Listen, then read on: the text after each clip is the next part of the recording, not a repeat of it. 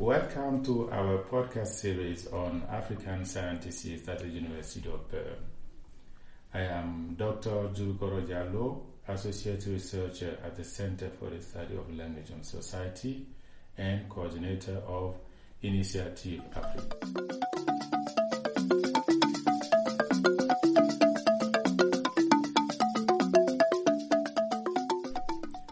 Our guest today is Cecilia Olima, a PhD candidate at the Institute of Ecology and Evolution and also at the Wyss Academy for Nature at the University of Bern.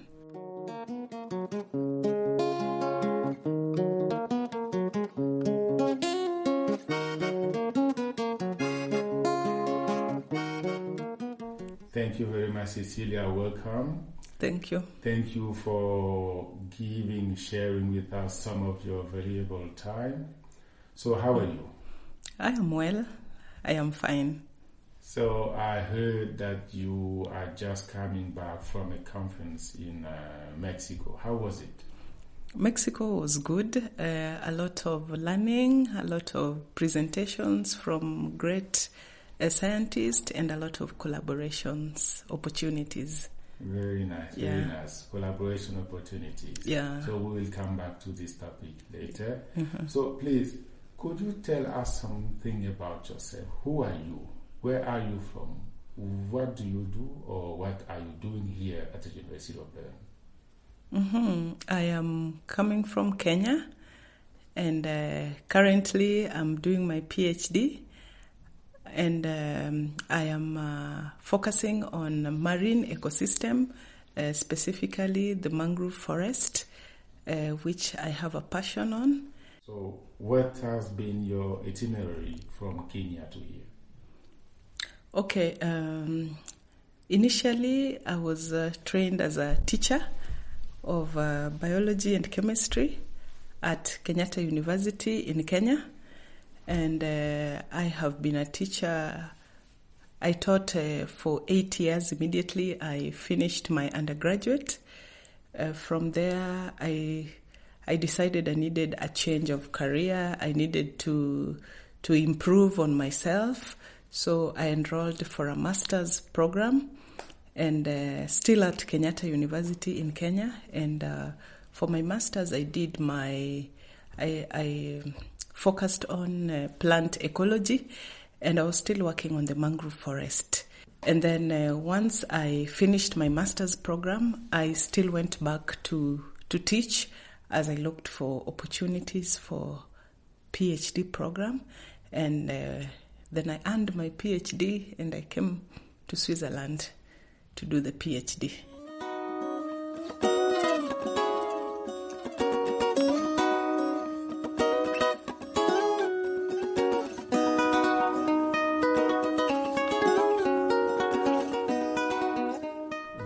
So how did you have information about the PhD possibilities at the University of Bern? Where did you have the information? Mm-hmm. Well, before I came, I have been on the lookout, looking for opportunities, especially on LinkedIn. And this specific opportunity, I was informed by my supervisor, Margaret, who was also my master's supervisor in Kenya. So it was an easy transition to come to the University of Bern for my PhD program. So nice. So we are happy that you are here. Yeah. So how long have you been here in Bern? I'm starting my third year now here. 3 years? 3 years. So, so what challenges or barriers have you lived so far?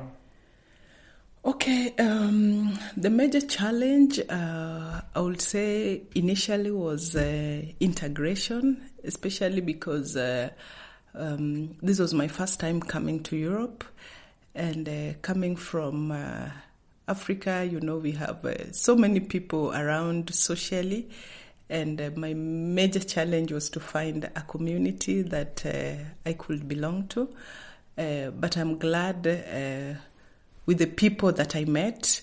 that we formed a small community that you could relate and share the challenges that you had. And also another challenge that I had, which I have learned to live by, is that I had to leave my family behind because I have 2 children and I'm also married, to come and do this PhD program. It was not easy to leave, especially in the African context where a mother is expected to be the one to take care of the family and stuff.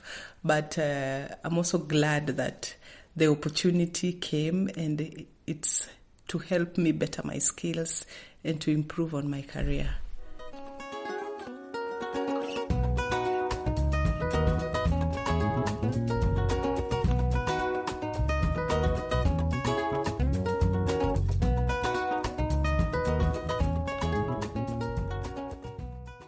Nice. This is something very courageous, I would say, for a mother to leave her family, her daughter, for an African mother, and being alone here in Bern for her career. This is unique. Yeah. So, congratulations. Thank you. But what positive aspect would you highlight here in Bern, at the University of Bern? Okay, the positive things will be the opportunities that are here, especially if I would compare with my master's program. You find when you are looking for literature, most of the African universities don't subscribe to the journal, so it's very hard to get access to these publications. And when you are here, you have all those opportunities. You have access to research papers, you have access to funds that you can use to go for conferences. Your research work is funded, which makes it easier for you to move on. There are also other skills that like the PhDs can enroll in, like the transferable skills that helps you to up your skills and become a better person by the end of your program.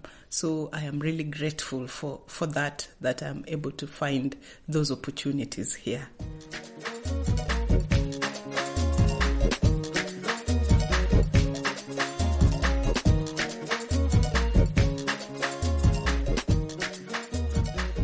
So the opportunities, you have more opportunities. Yes. You have more possibilities to focus on your research and also on your personal development. Exactly. And transferable skills. Very nice. So, but in such a context, being a mother from Kenya, what do you think is your role as an African scientist working here at the University of Bern? I think my role would be like to be a role model to the girls and to the women, especially back in Kenya and Africa as a whole, and to give them an example that you can still achieve your dream at whatever age you are in. Sometimes when you get into family, it's just a season of your life, but with the determination, it is never late to achieve your dream. So you can. My role, I feel, is to motivate and to encourage young girls coming up, and especially if I think about my daughter, who is looking up to me that my mom was able to do this while she had us, and she was able to achieve this. It's great, and I think that will be my major role, to show other African women and girls that it can be done. It's never too late to achieve your dream, to go back to school, and so on.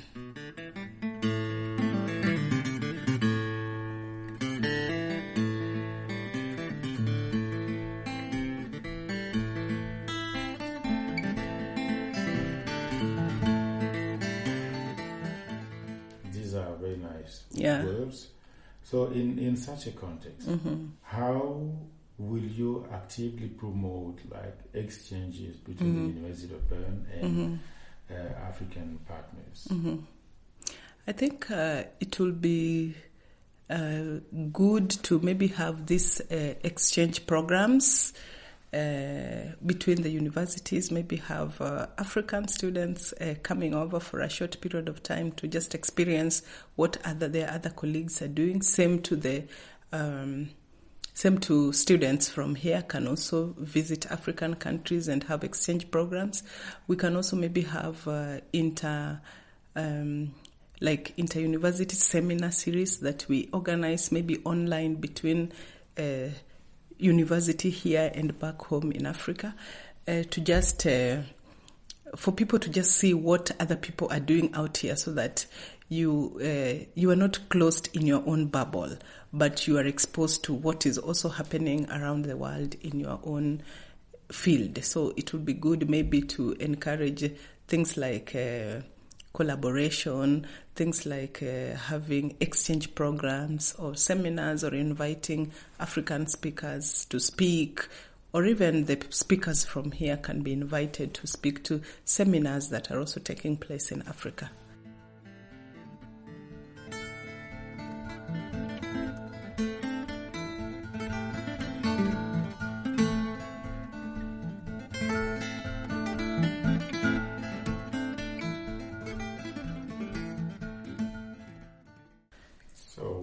Back again to the topic of collaboration, as we mentioned it at the beginning. So, do you belong to a specific African network that could be helpful in this context of collaboration in the academia between the University of Bern and partners in Africa?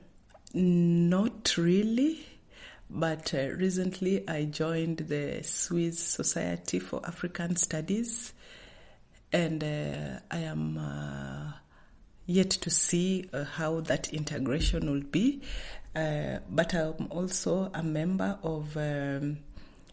of Western Indian Ocean Marine Association, which is known as WIOMSA, which is basically covers the countries that are along the Western Indian Ocean coast, and does a lot of work in marine science. So that will be a best platform for collaboration between scientists here and the scientists that are already working back home in such organizations.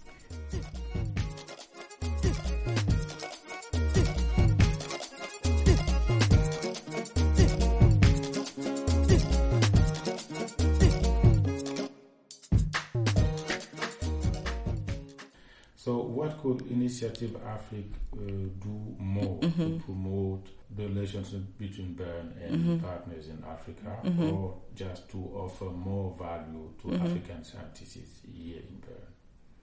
Okay, just as I said, number one, we need to help people coming from abroad to integrate and settle, because sometimes it's not easy when you arrive, especially if it's your first time coming to Europe. For the Africans that are arriving, I think what we can do as Africans who are already here is maybe to form a structure, and we liaise with maybe the university to know which students are arriving, because sometimes it's difficult to integrate when you come and you feel like you are just alone, and yet there is a community that maybe you can belong to. So if we can have such structures that we identify people even before they arrive, and we contact them and we let them know Africa Initiative is here, and this is how you can move around. These are the processes that you require when you arrive, and we are here to assist. That would help in collaboration. And we could also have mentorship programs, especially because sometimes you are faced with the staff that you don't know how to deal with. You might not know how to react to them, because we also have cultural differences. So if we could have those mentorship programs, to just help people build their social skills, especially when they come to new cultures. That will be good. In addition to other programs that are already happening, like the talks, the seminar talks that we already have that are already running. Yeah. Okay. Yeah. Good. Anyhow, we are planning many activities. Mm-hmm. As you know, we have the structure called All Africa Ubuntu. Mm-hmm. That will be also playing a very important role in Mm-hmm. the context of Initiative Afrique. Mm-hmm. But we also have other activities that are coming next year.